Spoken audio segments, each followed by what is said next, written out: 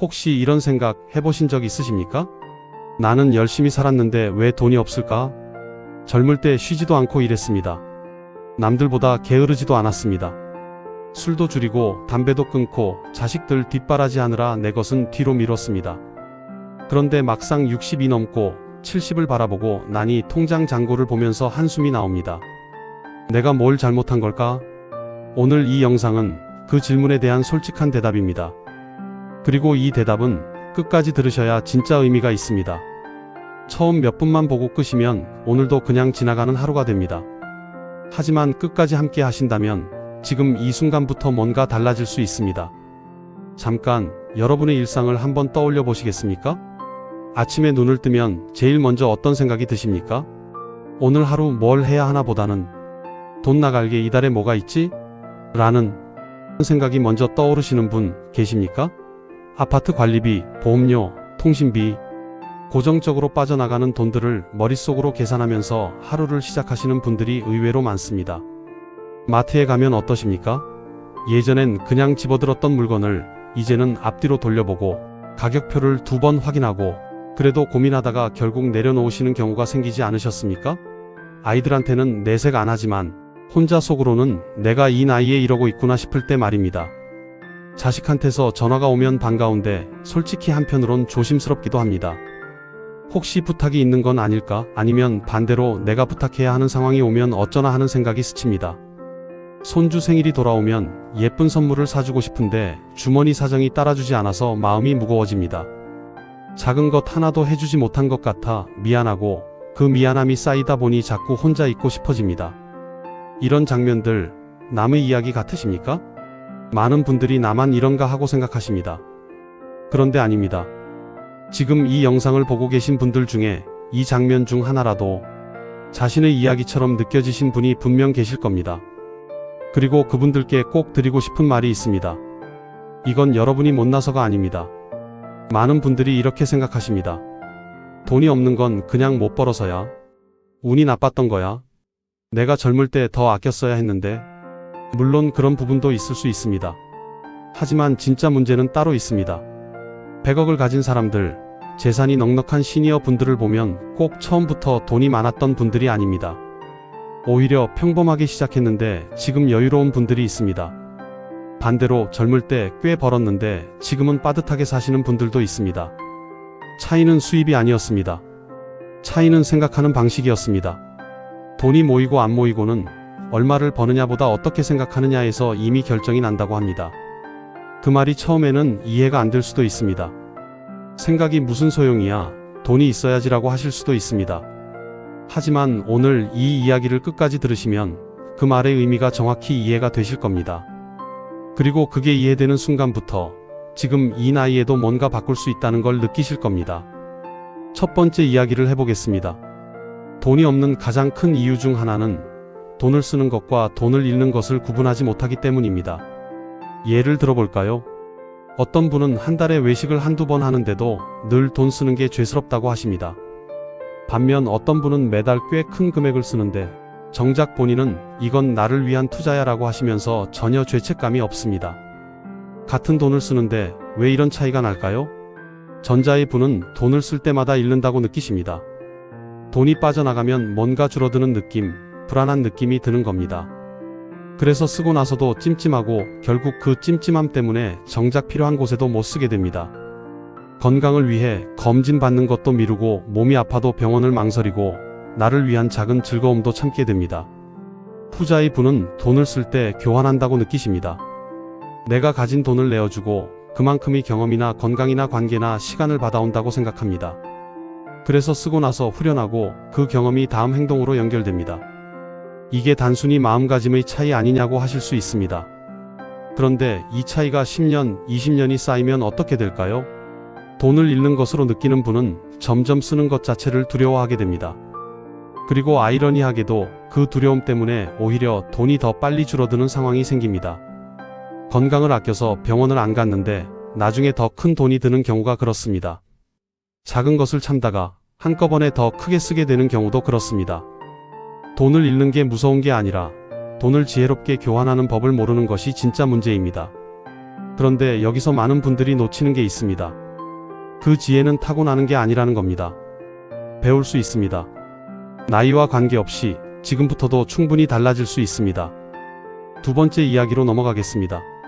이 부분은 조금 더 마음에 닿을 수 있습니다. 한 60대 여성분의 이야기를 해드리겠습니다. 이분은 평생 절약하며 사셨습니다. 밥 한 끼도 아끼고 옷도 수년째 같은 것을 입으시고 남편 몰래 적금도 붓고 계셨습니다. 그런데 어느 날 건강검진에서 좋지 않은 결과가 나왔습니다. 조기에 발견했으면 치료가 간단했을 텐데 오래 참고 미루다 보니 이미 상당히 진행이 된 상태였습니다. 치료비는 적금에 넣어둔 것보다 훨씬 더 많이 들었습니다. 무엇보다 그 시간 동안 가족들이 겪어야 했던 걱정과 고생은 돈으로 계산조차 할 수 없었습니다. 이분이 처음부터 돈이 없었던 게 아닙니다. 돈에 대한 두려움이 너무 커서 정작 필요한 곳에 써야 할 때 쓰지 못한 겁니다. 100억 가진 분들이 다 부자로 태어났을까요? 아닙니다. 그분들이 다른 건 돈에 대한 두려움보다 돈을 다루는 능력이 앞서 있다는 겁니다. 돈이 생기면 어디에 써야 할지, 무엇을 아끼고 무엇에는 아끼지 말아야 하는지 그 기준이 분명합니다. 그 기준은 어디서 올까요? 바로 자기 자신에 대한 이해에서 옵니다. 내가 무엇을 원하는지, 내게 진짜 중요한 게 무엇인지, 내가 행복해지려면 어떤 것이 필요한지, 이걸 모르면 아무리 돈이 많아도 늘 부족한 느낌이 듭니다. 반대로 이걸 알면 많지 않은 돈으로도 충분히 풍요롭게 살 수 있습니다. 지금 이 이야기가 어떤 분들께는 내 얘기잖아 라는 느낌이 드실 수 있습니다. 그 느낌 아주 소중한 겁니다. 왜냐하면 그 느낌이 바로 변화의 시작점이기 때문입니다. 이쯤에서 오늘 영상이 도움이 되고 있다고 느끼시는 분이라면 좋아요 한 번만 눌러주시겠습니까? 억지로가 아니라 이런 이야기가 더 필요하신 분들에게 닿을 수 있도록 도와주시는 겁니다. 여러분이 좋아요를 눌러주실 때마다 비슷한 분들께 이 영상이 더 많이 전달됩니다. 작은 손가락 하나가 누군가의 오늘 하루를 바꿔줄 수 있습니다. 이제 세 번째이자 가장 핵심적인 이야기입니다. 돈이 없는 이유는 따로 있다는 말의 진짜 의미를 지금부터 말씀드리겠습니다. 많은 분들이 노후가 불안한 이유로 돈을 꼽으십니다. 틀린 말이 아닙니다. 그런데 돈이 부족한 그 뿌리를 더 깊이 파고 들어가면 거기에는 하나의 공통된 패턴이 있습니다. 그것은 바로 지금을 살지 않는 것입니다. 조금 더 풀어서 설명해 드리겠습니다. 돈이 모이지 않는 분들은 대부분 두 가지 방향을 동시에 보고 계십니다. 하나는 과거입니다. 그때 더 아꼈어야 했는데, 그때 그 선택만 안 했어도, 그때 그 사람한테 빌려준 돈만 받았어도, 과거의 실수나 아쉬움을 자꾸 되짚습니다. 다른 하나는 너무 먼 미래입니다. 나중에 어떻게 하지? 노후 자금이 부족하면 어쩌나? 자식한테 짐이 되면 어쩌나? 아직 오지 않은 걱정을 지금 다 끌어다 안고 삽니다. 그러다 보니 정작 지금 이 순간, 오늘 하루가 텅 빕니다. 오늘 할 수 있는 작은 선택들, 오늘 만날 수 있는 사람들, 오늘 배울 수 있는 것들, 오늘 즐길 수 있는 것들을 다 놓칩니다. 반면 돈을 잘 다루는 분들은 다릅니다. 과거는 교훈으로만 가져옵니다. 미래는 방향으로만 봅니다. 그리고 실제로 사는 건 오늘입니다. 오늘 건강을 챙기는 것, 오늘 사람과 연결되는 것, 오늘 조금이라도 배우는 것, 이 모든 것들이 쌓여서 몇 년 후의 노후가 달라집니다. 하지만 과거와 미래에 발이 묶인 채로 오늘을 흘려보내면 몇 년이 지나도 상황은 크게 달라지지 않습니다. 이게 바로 100억 가진 사람들과 그렇지 않은 사람들 사이의 진짜 차이입니다. 돈의 액수가 아니라 지금 이 순간을 어떻게 쓰느냐가 다른 겁니다. 그리고 이 깨달음은 지금 이 나이에도 완전히 유효합니다. 그렇다면 지금부터 실제로 어떻게 하면 달라질 수 있을까요? 거창한 것 필요 없습니다. 오늘부터 바로 할 수 있는 것들을 말씀드리겠습니다. 첫 번째는 지출 일기를 쓰는 겁니다. 돈 관리하면 예산표나 가계부를 떠올리시는 분들이 많으신데 그것보다 훨씬 간단합니다. 그냥 오늘 쓴 돈을 적되 옆에 딱 한 줄만 더 쓰는 겁니다. 이 돈을 쓰고 나서 기분이 어땠나? 예를 들어 오늘 커피 한 잔을 샀다면 마시면서 오랜 친구 생각이 났다. 기분이 좋았다라고 적는 겁니다. 마트에서 필요도 없는 물건을 충동적으로 샀다면 집에 오는 길에 후회했다라고 적는 겁니다. 이걸 한 달만 해보시면 자신이 어떤 소비에서 진짜 만족을 느끼는지, 어떤 소비는 습관적으로 하고 있는지가 보이기 시작합니다. 그때부터는 돈을 쓸 때 판단이 달라집니다. 억지로 참는 게 아니라 스스로 선택하게 됩니다. 그 차이가 작은 것 같지만 1년이 지나면 아주 큰 차이를 만듭니다. 두 번째는 하루 한 번 몸을 움직이는 시간을 정해두는 겁니다. 이게 왜 돈 이야기에 나오냐고 하실 수 있습니다. 이유가 있습니다. 건강은 시니어에게 최대의 자산입니다. 의료비는 노후 지출 중 가장 예측하기 어렵고 가장 크게 들 수 있는 항목입니다. 몸을 건강하게 유지하는 것, 그게 가장 확실한 노후 준비입니다. 그런데 여기서 중요한 건 거창하게 헬스장을 등록하거나 비싼 기구를 살 필요가 없다는 겁니다. 매일 같은 시간에 20분씩 동네를 걷는 것으로 충분합니다. 같은 시간에 하는 게 중요합니다. 습관이 되면 의지력이 필요 없어집니다. 그냥 몸이 움직이게 됩니다. 걷다 보면 또 다른 게 생깁니다. 동네에서 얼굴 아는 사람이 생기고 계절이 바뀌는 게 보이고 생각이 정리됩니다. 그리고 그렇게 몸과 마음이 조금 가벼워지면 돈에 대한 두려움도 조금씩 줄어듭니다. 불안한 마음으로는 좋은 판단을 하기 어렵습니다. 몸을 움직이는 건 마음을 움직이는 것과 연결되어 있습니다. 세 번째는 작은 것 하나를 배우는 것입니다. 60대, 70대에 무슨 배움이냐고 하실 수 있습니다. 그런데 배움은 젊은 사람들의 전유물이 아닙니다. 오히려 인생 경험이 쌓인 분들일수록 배운 것을 실제 삶에 더 빨리 적용할 수 있습니다. 스마트폰 사용법을 하나 더 익히는 것도 좋고, 유튜브로 요리 하나를 따라 해보는 것도 좋고, 동네 도서관에서 하는 무료 강좌를 들어보는 것도 좋습니다. 중요한 건 내용이 아니라 배우고 있다는 그 감각입니다. 뇌가 새로운 것을 받아들이면 사고방식도 유연해집니다. 세상이 변하는 속도를 따라갈 수 있다는 자신감이 생깁니다. 그 자신감은 돈을 다루는데도 영향을 줍니다.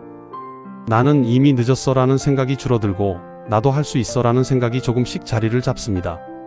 네 번째는 하루에 한 사람에게 연락하는 것입니다. 고립은 노후의 가장 무서운 적 중 하나입니다. 그리고 고립이 무서운 이유는 사람을 외롭게 만들기 때문만이 아닙니다. 고립이 되면 정보가 끊깁니다. 세상 돌아가는 이야기, 도움이 되는 정보, 좋은 기회를 알 수 있는 경로가 사라집니다.